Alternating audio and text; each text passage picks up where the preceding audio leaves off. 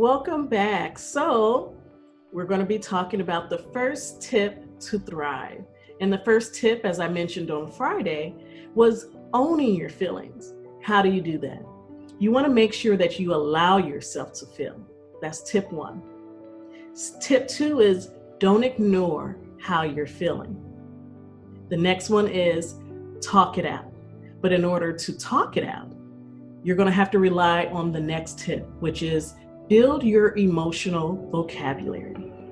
And I want to explain that one a little bit more because it means that you need to know the words to use when you're describing your emotions. So just because you're mad doesn't mean that you're frustrated and vice versa. Just because you're frustrated doesn't mean that you're mad, as an example.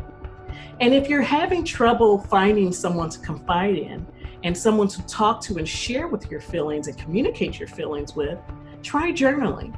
I recommend that often to those that I see as patients for mental health and those that I coach.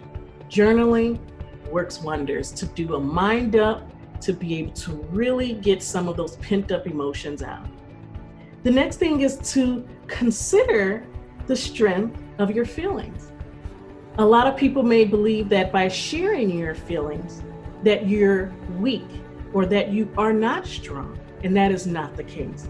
There is definitely strength in expressing your feelings because a lot of times you can then practice self-management of those feelings and use that in an emotionally intelligent way to then communicate and interact with those around you, whether at home or at work. And lastly, see a mental health professional. Some of you may already have a mental health professional, and that is definitely all right. Definitely make sure to contact them if you don't already have an appointment scheduled.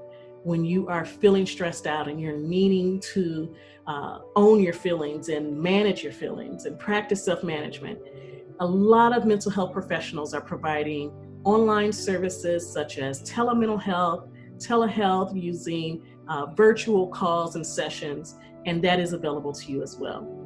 You can also consider me as a mental health professional and get in touch with me again. Again, this is Dr. Shanae Turan, and this is the tip for this week, which is owning your feelings. So what are you going to do? You're going to allow yourself to feel. You're going to not ignore your feelings. You're going to talk it out. Build your emotional vocabulary. Try journaling. Consider the strength of your emotions and making sure to reach out to a mental health professional. You can reach me if you need at www.officialspconsultinggroup.com. Click Get Connected, and I'll be sure to contact you within less than 24 hours to be there for you. So stay tuned for next week, and we'll be talking again about another tip to thrive. Take care.